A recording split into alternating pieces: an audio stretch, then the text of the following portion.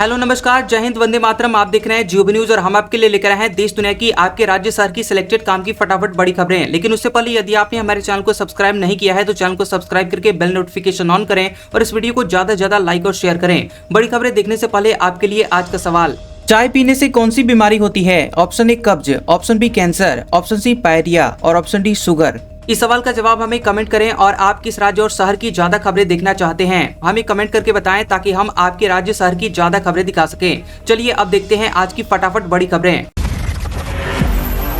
रेखा गुप्ता ने ली दिल्ली के मुख्यमंत्री पद की शपथ, 6 विधायक भी मंत्री बने। खबर है कि रेखा गुप्ता ने दिल्ली के 9वें मुख्यमंत्री के तौर पर शपथ ले ली है। रामलीला मैदान में उपराज्यपाल वीके सक्सेना ने उन्हें शपथ दिलाई। उनके साथ 6 विधायकों को भी मंत्री बनाया गया, जिनमें प्रवेश वर्मा, आशीष सूद, मनजिंदर सिंह सिरसा, रविंद्र इंद्रराज सिंह, कपिल मिश्रा और पंकज कुमार सिंह का नाम शामिल है। रेखा दिल्ली की 4थी महिला मुख्यमंत्री और दिल्ली में भाजपा की दूसरी महिला मुख्यमंत्री बनी हैं। शपथ ग्रहण समारोह में प्रधानमंत्री नरेंद्र मोदी, गृहमंत्री अमित शाह समेत तमाम केंद्रीय मंत्री, भाजपा और राष्ट्रीय जनतांत्रिक गठबंधन यानी एनडीए शासित राज्यों के मुख्यमंत्री और उप मुख्यमंत्री शामिल हुए। इसके अलावा उद्योगपति, सिने जगत के सितारे, क्रिकेट खिलाड़ी, साधु संत, धार्मिक नेता और राजनयिक भी मौजूद रहे। लाडली बहनों, किसानों, केंद्रीय योजनाओं के लाभार्थियों, भाजपा कार्यकर्ताओं, रिक्शा चालक समेत करीब 12,000 से 16,000 लोग भी समारोह में शामिल हुए। प्रवेश वर्मा दिल्ली के डिप्टी सीएम, शिक्षा परिवहन पीडब्ल्यूडी विभाग मिला। सीएम ने गृह वित्त अपने पास रखा। शपथ के 4 घंटे बाद विभागों का बंटवारा। दिल्ली में भाजपा सरकार के शपथ के 4 घंटे बाद ही मंत्रियों के बीच विभागों का बंटवारा कर दिया गया। बता दें कि सूत्रों से मिली जानकारी के मुताबिक सीएम रेखा गुप्ता ने गृह और वित्त विभाग अपने पास रखा है। अरविंद केजरीवाल को नई दिल्ली सीट से हराने वाले प्रवेश वर्मा को डिप्टी सीएम बनाया गया है। उन्हें शिक्षा, परिवहन और पीडब्ल्यूडी की जिम्मेदारी दी गई है। प्रवेश सीएम की रेस में सबसे आगे चल रहे थे। सूत्रों के मुताबिक नई सरकार में रोहिणी से 4थी बार जीते वरिष्ठ भाजपा नेता विजेंद्र गुप्ता को विधानसभा स्पीकर और मुस्तफाबाद से विधायक मोहन सिंह बिष्ट को डिप्टी स्पीकर बनाया जा सकता है। वहीं दैनिक भास्कर को ये जानकारी सूत्रों के हवाले से मिली है। विभागों के बंटवारे की आधिकारिक जानकारी अभी सामने नहीं आई है। संभवतः नई सरकार इस पर 1-2 दिन में फैसला ले सकती है। उत्तर प्रदेश बजट में 4 एक्सप्रेसवे, स्कूटी और 2 मुफ्त सिलेंडर समेत हुए कई बड़े ऐलान। खबर है कि उत्तर प्रदेश की सरकार ने वित्तीय वर्ष 2025-26 के लिए 8,08,736 करोड़ रुपए का बजट पेश कर दिया है। यह उत्तर प्रदेश के इतिहास का अब तक का सबसे बड़ा बजट है। वित्त मंत्री सुरेश खन्ना ने कहा कि बजट का 22% हिस्सा विकास कार्यों के लिए आवंटित किया गया है। बजट में नए एक्सप्रेसवे, छात्राओं के लिए स्कूटी, स्मार्ट सिटी और आर्टिफिशियल इंटेलिजेंस को लेकर कई बड़ी घोषणाएं की गई हैं। वित्त मंत्री ने कहा कि प्रदेश में साइंस सिटी, विज्ञान पार्कों और नक्षत्रशालाओं की स्थापना एवं नवीनीकरण की कार्य योजना बनाई जा रही है और राज्य की 58 नगर पालिकाओं को स्मार्ट सिटी के तौर पर विकसित किया जाएगा। उन्होंने कहा कि प्रदेश के जनपद मुख्यालय के 58 नगर निकायों को आदर्श स्मार्ट नगर निकाय के रूप में विकसित किए जाने हेतु कार्य कराया जाएगा। इसके लिए हर नगर निकाय के लिए 2.50 करोड़ रुपए प्रस्तावित हैं। व्हाट्सएप में आया नया फीचर, कस्टम स्टिकर बनाना और साझा करना हुआ आसान। खबर है कि व्हाट्सएप ने अपने यूजर्स के लिए create and share sticker PACS नाम का एक नया फीचर रोल आउट कर दिया है। इस फीचर की मदद से यूजर्स अपने स्टिकर को बेहतर तरीके से व्यवस्थित कर सकते हैं। अब किसी भी स्टिकर को नए या पहले से बने हुए स्टिकर पैक में आसानी से जोड़ा जा सकता है। पहले यूजर्स को स्टिकर सेव करने के लिए थर्ड पार्टी ऐप्स का सहारा लेना पड़ता था। अब यूजर्स बिना किसी अतिरिक्त ऐप के स्टिकर जोड़ और साझा कर सकते हैं। स्टिकर कीबोर्ड में एक नया बटन दिया गया है जिसे एक साथ कई स्टिकर पैक में डाले जा सकते हैं। यूजर्स अपने किसी स्टिकर पैक का नाम बदल सकते हैं और नए स्टिकर जोड़ सकते हैं या पुराने हटा सकते हैं। ये सुविधा पूरी तरह सुरक्षित है, यानी किसी को ये पता नहीं चलेगा कि स्टिकर पैक किसने बनाया है। मध्य प्रदेश के बाद गोवा में टैक्स फ्री हुई छावा, मुख्यमंत्री प्रमोद सावंत ने की घोषणा। खबर है कि विकी कौशल की फिल्म छावा मध्य प्रदेश के बाद अब गोवा में भी टैक्स फ्री हो चुकी है। राज्य के मुख्यमंत्री प्रमोद सावंत ने खुद इसकी घोषणा की है। ये फिल्म 14 फरवरी को रिलीज हुई थी और बॉक्स ऑफिस पर इसका शानदार प्रदर्शन जारी है। गोवा के मुख्यमंत्री ने अपने आधिकारिक एक्स हैंडल पर लिखा कि मुझे ये घोषणा करते हुए बहुत खुशी हो रही है कि छत्रपति संभाजी महाराज के जीवन और बलिदान पर आधारित फिल्म छावा गोवा में कर मुक्त होगी। बता दें दें कि मुख्यमंत्री ने इस बात पर जोर दिया कि यह फिल्म महान छत्रपति शिवाजी महाराज के पुत्र छत्रपति संभाजी महाराज की वीरता और साहस को दर्शाती है। उन्होंने देव, देश और धर्म के लिए मुगलों और पुर्तगालियों के खिलाफ लड़ाई लड़ी थी। छावा की बात करें तो इस फिल्म के निर्देशक लक्ष्मण उतेकर हैं। वहीं विक्की के अलावा रश्मिका मंदाना, अक्षय खन्ना, आशुतोष राणा, विनीत कुमार, दिव्या दत्ता और डायना पेंटी जैसे सितारों ने इस फिल्म में अभिनय किया है। पाकिस्तान को लगा बड़ा झटका, फखर जमान चैंपियंस ट्रॉफी 2025 से हुए बाहर। खबर है कि चैंपियंस ट्रॉफी 2025 में पाकिस्तान क्रिकेट टीम के साथ कुछ भी अभी तक अच्छा होते हुए नजर नहीं आ रहा है। टूर्नामेंट के पहले मैच में उसे न्यूजीलैंड क्रिकेट टीम के खिलाफ 60 रनों से हार मिली। अब टीम के स्टार बल्लेबाज फखर जमान चोटिल होने की वजह से पूरे टूर्नामेंट से बाहर हो गए हैं। कीवी टीम के खिलाफ ये नंबर 4 पर खेलने आए थे और मैच के पहले ओवर में ही फखर को फील्डिंग करने के दौरान चोट लग गई थी। बता दें कि पाकिस्तान अपना अगला मैच भारतीय क्रिकेट टीम के खिलाफ दुबई में खेलेगी। मीडिया रिपोर्ट्स के मुताबिक फखर को छाती की मांसपेशियों में दर्द है। इस वजह से डॉक्टर ने उन्हें पूरी तरह से आराम करने को कहा है। वह टीम के साथ दुबई भी नहीं जाएंगे। उनकी जगह पर इमाम उल हक को पाकिस्तान की टीम में शामिल किया जाएगा। इमाम ने यहां हाल ही में हुए अभ्यास मैचों में अच्छा प्रदर्शन किया था और न्यूजीलैंड के खिलाफ फखर 24 रन बनाकर आउट हुए थे।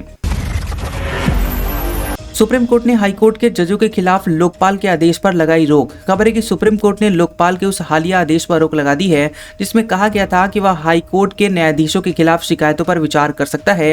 न्यायमूर्ति BR गवई, न्यायमूर्ति सूर्यकांत और न्यायमूर्ति अभय S ओका के पीठ ने मामले की सुनवाई की। इस दौरान पीठ ने कहा कि ये बहुत ही परेशान करने वाली बात है। बता दें कि लोकपाल के फैसले के बाद सुप्रीम कोर्ट ने मामले पर स्वतः संज्ञान लिया था। दरअसल 27 जनवरी को लोकपाल ने एक आदेश में कहा था कि हाई कोर्ट के जज लोकपाल और लोकायुक्त अधिनियम 2013 की धारा 14 के दायरे में आते हैं। यानी कि हाई कोर्ट के जजों के खिलाफ भ्रष्टाचार की शिकायतों पर लोकपाल विचार कर सकता है। लोकपाल ने हाई कोर्ट के जजों के खिलाफ 2 शिकायतों पर विचार करते हुए ये बात कही थी। उसमें जज पर अन्य जज को प्रभावित करने का आरोप लगाया गया था। कोर्ट ने हाई कोर्ट के मौजूदा जज के खिलाफ शिकायतों पर विचार करने वाले लोकपाल के आदेश पर स्वतः संज्ञान लेते हुए कार्रवाई करने पर केंद्र सरकार को नोटिस जारी किया है। कोर्ट ने शिकायतकर्ता को हाई कोर्ट के उस मौजूदा जज का नाम उजागर करने पर भी रोक लगाई है जिनके खिलाफ उसने शिकायत दर्ज करवाई थी। कोर्ट ने यह भी कहा है कि यह मामला न्यायपालिका की स्वतंत्रता से संबंधित अत्यंत महत्वपूर्ण है। डोनाल्ड ट्रंप ने वोलोदिमीर जेलेंस्की को तानाशाह बताया। कहा, मामूली सफल कॉमेडियन ने अमेरिका को उकसाया। खबर है कि अमेरिका के राष्ट्रपति डोनाल्ड ट्रंप ने यूक्रेन के राष्ट्रपति वोलोदिमीर जेलेंस्की को तानाशाह बताते हुए कहा कि एक कॉमेडियन ने अमेरिका को 3 लाख करोड़ रुपए खर्च करने के लिए उकसाया। उन्होंने कहा कि जेलेंस्की ऐसे युद्ध में गए जिसे जीता नहीं जा सकता था और इसे शुरू ही नहीं करना चाहिए था। उन्होंने कहा कि अगर जेलेंस्की जल्द कार्रवाई नहीं करते हैं तो वह अपना देश खो सकते हैं। उन्होंने कहा कि जेलेंस्की चुनाव कराने से इनकार करते हैं। ट्रंप ने सोशल मीडिया ट्रूथ पर लिखा कि जरा सोचिए, एक मामूली सफल कॉमेडियन जेलेंस्की ने अमेरिका को 350 बिलियन डॉलर खर्च करने के लिए राजी किया, एक ऐसे युद्ध के लिए जिसे जीता नहीं जा सकता और जिसे शुरू नहीं करना चाहिए था, एक युद्ध जिसे वह अमेरिका और ट्रंप के बिना कभी नहीं सुलझा पाएंगे। अमेरिका ने यूरोप से 200 बिलियन डॉलर ज्यादा खर्च किए हैं, लेकिन यूरोप के पैसे की गारंटी है, जबकि अमेरिका को कुछ भी वापस नहीं मिलेगा। एनवीडिया ने शक्तिशाली AI सिस्टम का किया अनावरण, आनुवांशिक कोड पढ़ने में है सक्षम। बता दें कि एनवीडिया के आर्क इंस्टीट्यूट के साथ मिलकर एवो 2 नाम का अब तक का सबसे बड़ा आर्टिफिशियल इंटेलिजेंस यानी AI सिस्टम पेश किया गया है, जो कि आनुवांशिक कोड को पढ़ और डिजाइन कर सकती है। यह तकनीक बैक्टीरिया, पौधों और मनुष्यों समेत 1,28,000 जीवों के 9 लाख करोड़ आनुवांशिक डेटा से प्रशिक्षित है। वैज्ञानिकों को उम्मीद है कि एवो 2 डेटा विश्लेषण की गति बढ़ाकर चिकित्सा और आनुवांशिकी में नई उपलब्धियां हासिल करने में मदद करेगी। वहीं परीक्षणों में एवो 2 ने स्तन कैंसर से जुड़े हुए BRCA1 जीन में संभावित रूप से हानिकारक उत्परिवर्तनों में से 90% की सटीक पहचान की है। वैज्ञानिकों का मानना है कि इस तकनीक से सटीक चिकित्सा विकसित की जा सकती है, जिसमें जीन थेरेपी भी शामिल है, जो केवल विशिष्ट कोशिकाओं को लक्षित करेगी। ये मॉडल अमेज़न के क्लाउड इंफ्रास्ट्रक्चर पर 2000 एनवीडिया H100 प्रोसेसर उपयोग करके विकसित किया गया है, जिसे जटिल जैविक अनुसंधान को गति देने में मदद मिलेगी।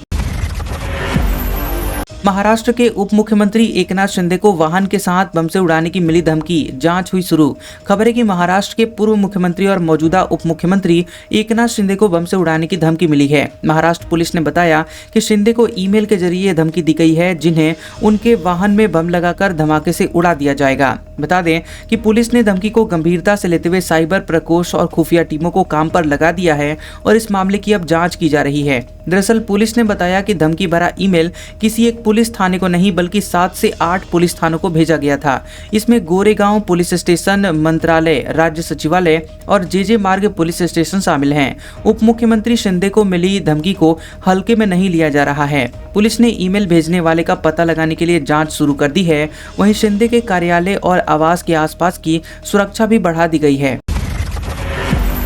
मुख्यमंत्री रेखा गुप्ता के लिए मुसीबत बने पुराने ट्वीट, केजरीवाल के लिए आपत्तिजनक भाषा का उपयोग। खबर है कि दिल्ली की मुख्यमंत्री के रूप में रेखा गुप्ता ने संविधान की शपथ ले ली है, लेकिन उनके पुराने वीडियो और ट्वीट अब मुसीबत बन रहे हैं। दरअसल रेखा गुप्ता ने पार्षद रहते हुए पूर्व मुख्यमंत्री अरविंद केजरीवाल के लिए काफी आपत्तिजनक भाषा का इस्तेमाल करते हुए ट्वीट किया था, जिसे अब लोग साझा कर रहे हैं। इसके अलावा नगर निगम में तोड़फोड़ और जवाहरलाल नेहरू विश्वविद्यालय यानी JNU को देशद्रोही बताने वाला वीडियो भी सोशल मीडिया पर वायरल है। महिला कांग्रेस की राष्ट्रीय अध्यक्ष और पूर्व विधायक अलका लांबा ने ऐसा ही एक वीडियो एक्स पर साझा किया, जिसमें रेखा निगम सदन में तोड़फोड़ करते हुए दिख रही हैं। वीडियो साझा करके लांबा ने लिखा कि मिलिए दिल्ली की मुख्यमंत्री से, भाजपा पार्षद रहते हुए सदन में उनके व्यवहार और आचरण पर सवाल उठाए जा रहे हैं। इस वीडियो में वह सरकारी संपत्ति को नुकसान पहुंचाते हुए और हिंसक होते हुए साफ देखी जा सकती हैं, जो बेहद निंदनीय है।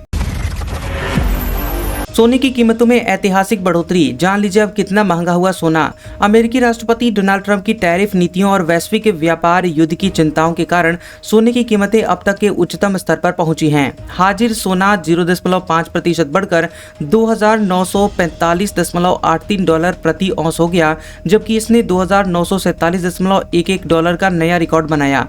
बता दें कि अमेरिकी सोने का वायदा भी 0.9% बढ़कर $2,963.80 प्रति औंस हो गया है और इस साल अब तक सोने की कीमतों में 12% की बढ़ोतरी हुई है। भारत में भी सोने की कीमतें वैश्विक बाजार के मुताबिक ही बढ़ी हैं। गुड रिटर्न्स के मुताबिक 24 कैरेट सोना 8,804 रुपए प्रति ग्राम और 22 कैरेट 8,070 रुपए प्रति ग्राम और 18 कैरेट सोना 6,603 रुपए प्रति ग्राम तक पहुंच गया है। घरेलू बाजार में ये उछाल अमेरिकी टैरिफ नीतियों, मुद्रास्फीति और केंद्रीय बैंकों की सोने की खरीदारी के कारण आया है।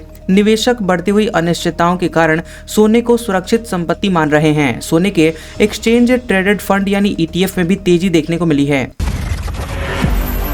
इंडियाज गॉट टैलेंट विवाद के बीच OTT कंटेंट पर सरकार की सख्ती, नई एडवाइजरी की जारी। खबर है कि स्टैंड अप कॉमेडियन समय रैना के शो इंडियाज गॉट टैलेंट को लेकर चल रहे विवाद के बीच अब केंद्र ने OTT प्लेटफॉर्मों को एक नई एडवाइजरी जारी की है। सोशल मीडिया चैनलों और OTT कंपनियों को चेतावनी दी गई है कि वे IT नियमों 2021 में निर्धारित आचार संहिता का पालन करें। ये एडवाइजरी ऐसे समय में आई है जब हाल ही में यूट्यूबर रणबीर अलाहाबादिया की भद्दी टिप्पणी को लेकर काफी हंगामा हुआ था। सूचना प्रसारण मंत्रालय ने इस बात पर जोर दिया है कि कोई भी अश्लील या आपत्तिजनक सामग्री OTT प्लेटफॉर्म पर न चलाएं। नियम नहीं मानने पर कानूनी कार्रवाई की जाएगी। इसके अलावा केंद्र ने OTT कंटेंट का उम्र के आधार पर वर्गीकरण करने का निर्देश भी दिया है। पिछले दिनों सुप्रीम कोर्ट ने इंडियाज गॉट टैलेंट विवाद पर चिंता जताते हुए केंद्र सरकार से कहा था कि वो यूट्यूब पर प्रसारित होने वाले अश्लील कंटेंट को नियंत्रित करने पर विचार करे। H1B वीजा के लिए प्रारंभिक पंजीकरण अगले महीने से होगा शुरू। जान लीजिए कितना है शुल्क। अमेरिका में H1B वीजा के लिए प्रारंभिक पंजीकरण अवधि अगले महीने 7 मार्च से शुरू होगी और 24 मार्च को समाप्त हो जाएगी। ये पंजीकरण वित्तीय वर्ष 2026 के लिए होगा। अमेरिकी नागरिकता और आव्रजन सेवा USCIS ने बताया कि वित्त वर्ष 2026 H1B कैंप में वित्त वर्ष 2025 में शुरू की गई लाभार्थी केंद्रित चयन प्रक्रिया का उपयोग किया जाएगा। अमेरिकी वित्त वर्ष 1 अक्टूबर से शुरू होगा और बता दें कि इस वीजा के मुख्य लाभार्थी भारतीय हैं। जियो टेली ओएस के साथ थॉमसन का नया 4K स्मार्ट टीवी लॉन्च, मिलेगा मुफ्त जियो स्टार सब्सक्रिप्शन। खबर है कि रिलायंस जियो ने भारत में स्मार्ट टीवी के लिए अपना नया जियो टेली ओएस पेश किया है, जो यूजर्स को तेज, सरल और स्मार्ट अनुभव देने के लिए डिजाइन किया गया है। इस ओएस के साथ थॉमसन ने अपना 43 इंच QLED टीवी लॉन्च किया है और यह नया टीवी भारतीय दर्शकों के लिए विशेष रूप से बनाया गया है। इसमें AI फीचर्स और मल्टी लैंग्वेज सपोर्ट मिलेगा। इस साझेदारी का उद्देश्य घरेलू उपभोक्ताओं को बेहतर अनुभव देना है। जियो टेली ओएस को भारतीय उपभोक्ताओं की जरूरतों को ध्यान में रखकर विकसित किया गया है। यह यूनिवर्सल सर्च, वॉइस असिस्टेंट और जियो स्टोर जैसी सुविधाएं देता है। जियो स्टोर के जरिए यूजर्स 200 से अधिक ऐप्स का उपयोग कर सकते हैं, जिसमें नेटफ्लिक्स, यूट्यूब, जियो सिनेमा और अन्य OTT प्लेटफॉर्म शामिल हैं। ये स्मार्ट टीवी विभिन्न भारतीय भाषाओं में वॉइस सर्च को सपोर्ट करता है, जिसमें यूजर्स आसानी से अपने पसंदीदा कंटेंट को खोज सकते हैं। चंद्रमा पर इसरो का क्रू मिशन 2 सूर्या रॉकेट से होगा लॉन्च। बता दें कि भारतीय अंतरिक्ष अनुसंधान संगठन यानी इसरो 2040 तक चंद्रमा पर इंसान को भेजने वाले मिशन पर काम कर रहा है। इस मिशन में 2 सूर्या रॉकेट का उपयोग किया जाएगा। इसमें से पहला रॉकेट पृथ्वी प्रस्थान चरण यानी EDS को लॉन्च करेगा, जो कि अंतरिक्ष यान को चंद्रमा की ओर भेजने में मदद करेगा। दूसरा rocket crew module, lunar module और सपोर्ट मॉड्यूल समेत पूरे सिस्टम को ले जाएगा।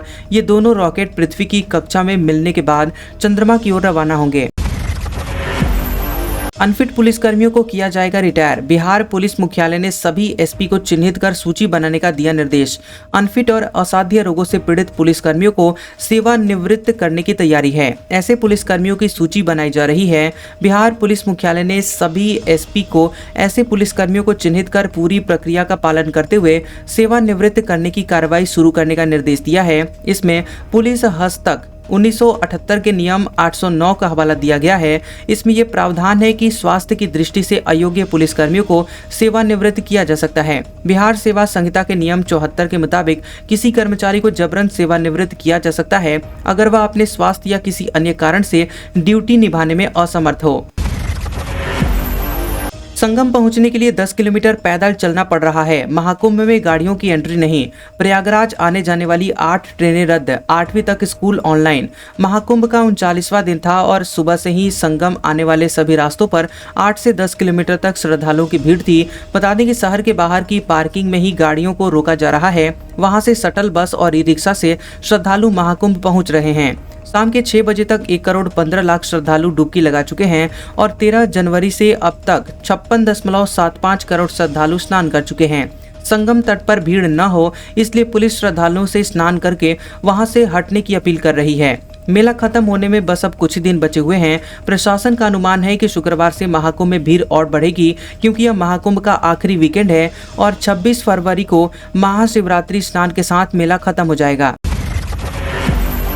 यूपी बजट में ऐलान, 9 लाख आउटसोर्स कर्मचारियों की सैलरी बढ़ाई। छात्राओं को फ्री स्कूटी मिलेगी। 92,000 नई नौकरी। छुट्टा पशुओं की समस्या खत्म करने का ऐलान। खबर है कि यूपी की योगी सरकार ने 2025-26 का बजट पेश कर दिया है। इसमें 2027 विधानसभा चुनाव की तैयारियां दिखी हैं। वहीं योगी ने बजट सनातन को समर्पित बताया। विधानसभा में वित्त मंत्री सुरेश खन्ना ने कहा कि सरकार ने आउटसोर्सिंग कर्मचारियों का मानदेय बढ़ाने का ऐलान किया है। अब उन्हें 16,000 की जगह पर न्यूनतम मानदेय 20,000 रुपए दिया जाएगा। प्रदेश में इस समय करीब 9 लाख आउटसोर्सिंग कर्मचारी हैं और लखनऊ में AI यानी आर्टिफिशियल इंटेलिजेंस सिटी बनाई जाएगी। अल्पसंख्यक समुदाय के विकास के लिए 1998 करोड़ रुपए का बजट रखा गया है। अल्पसंख्यक छात्र छात्राओं को 365 करोड़ रुपए स्कॉलरशिप मिलेगी और हर जिले में लेबर अड्डे बनाए जाएंगे, जहां कैंटीन, टॉयलेट की सुविधा होगी और जीरो पॉवर्टी की भी घोषणा हुई है। चलिए अब देखते हैं अगले 24 घंटों के दौरान देश भर में कैसा रहेगा मौसम। अगले 24 घंटों के दौरान गिलगित बाल्टिस्तान, मुजफ्फराबाद, जम्मू कश्मीर, उत्तराखंड और हिमाचल प्रदेश में हल्की से मध्यम बारिश और बर्फबारी हो सकती है। जम्मू कश्मीर, हिमाचल प्रदेश में कुछ जगहों पर भारी बारिश और बर्फबारी हो सकती है। पंजाब और गंगीय पश्चिम बंगाल में हल्की से मध्यम बारिश और गरज के साथ बौछारें पड़ सकती हैं। उत्तरी हरियाणा, उत्तर पश्चिमी उत्तर प्रदेश, सिक्किम, असम, मेघालय, झारखंड और ओडिशा में भी हल्की से मध्यम बारिश हो सकती है। पंजाब, हरियाणा, राजस्थान, गुजरात, पश्चिमी मध्य प्रदेश और उत्तर महाराष्ट्र के कुछ हिस्सों में न्यूनतम तापमान में गिरावट की संभावना है। आज का सुविचार, सुख में जो साथ दे वो रिश्ते होते हैं, लेकिन दुख में जो साथ दे वो फरिश्ते होते हैं। कैसा लगा ये वीडियो हमें कमेंट सेक्शन में जरूर बताएं। वीडियो पसंद आया हो तो वीडियो को लाइक और शेयर करें और ऐसी इंटरेस्टिंग वीडियोस देखने के लिए हमारे चैनल GOB न्यूज को सब्सक्राइब करें और बेल आइकॉन को दबाएं। और हमारे ओल्ड और लेटेस्ट वीडियोस देखने के लिए हमारे प्लेलिस्ट और कम्युनिटी टैब को जरूर चेक करें। तो मिलते हैं अगले वीडियो में, तब तक के लिए आपका शुक्रिया।